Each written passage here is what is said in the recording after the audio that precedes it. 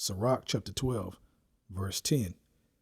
Never trust thine enemy, for like as iron rust, so is his wickedness. I want to give our praises and honor to Yahweh, Bahashem, Yahushai, Bahashem, Rakar, Kodash, forgive me the spirit, to do this lesson. This will be a very short lesson / commentary on the new movie of the Planet of the Apes called The Kingdom of the Planet of the Apes. All right. And if you're familiar with these movies or with this line of movies, it goes back to years ago, man, back in the day. Okay. And what I did in 2001, the one starring Mark Wahlberg, I went back to that one. I didn't fully finish it, but I saw parts of it.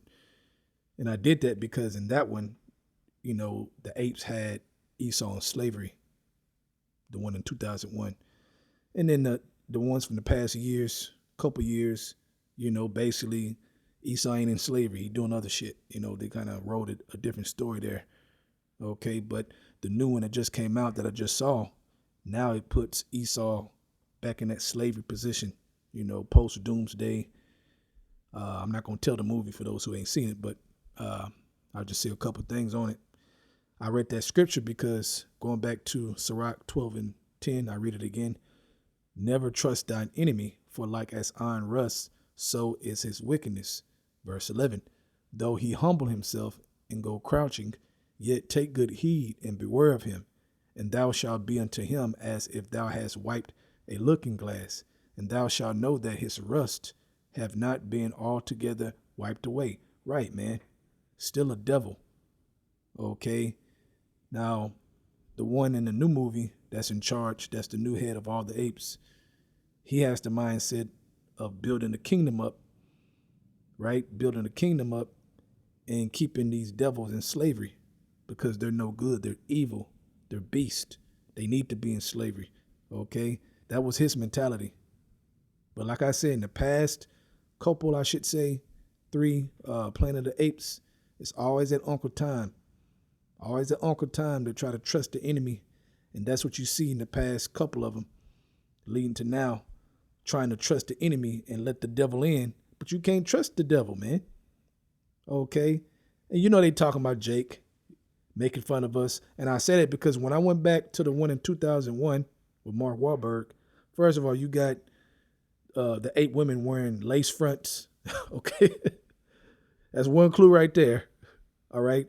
And then there was a scene where it looked like a smoke in the sky, fire, like a chariot was zipping by.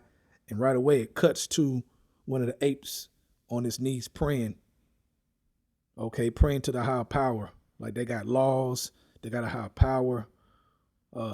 Basically the children of the mighty God. Okay. Basically calling us apes, man.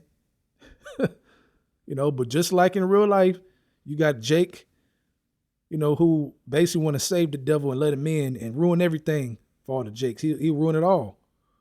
Okay, let's go back to Sirach, verse 12. Let's read verse 12.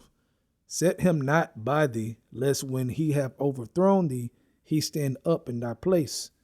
Right. Okay. And that's the devil's plans in all the movies, in real life and the movies I'm talking about. That was his plan the whole time, to overthrow him, man.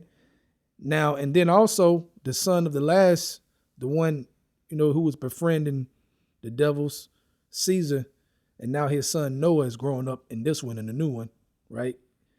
They called him Noah for a reason. Trying to go back to the Israelites playing games. Okay. And in the movie, you'll see a part where water plays a part. I ain't going to tell the movie, but so they think they slick. So he's trusting the devil in this one. Okay. But really, it's a whole plot. It's a whole plot, man, for Esau to gain his world back. And so that whatever the apes built up goes down. Okay. Pretty much the Israelites, man. Okay. So I haven't seen a lot. In a while, I haven't seen all the Planet of the Apes, but I went back to the old ones when they were in captivity because you see a lot of connections, man. What they were saying, a lot of connections. They even had a scene where he was on a horse, talking about the old one, in 2001. And he was telling one of his guards, his right-hand man, telling him, look, I no longer call you, basically not just a servant, but you're a friend. Trying to quote it from the scriptures. He worded it a tiny bit differently. So they keep showing that, yeah, the apes is us on everyone, especially the old ones. Let's read verse 13. Who will pity a charmer that is bitten with a serpent? Right, man, with the devil, okay? Or any such as come now wild beasts. Right, man. So if you playing with a real snake, a poisonous snake, well, then you stupid. We ain't gonna pity you. You a dummy. So you deserve what you get for playing with the serpent. Same thing with the physical human serpent, which is the devil, Esau, man. Same thing, man.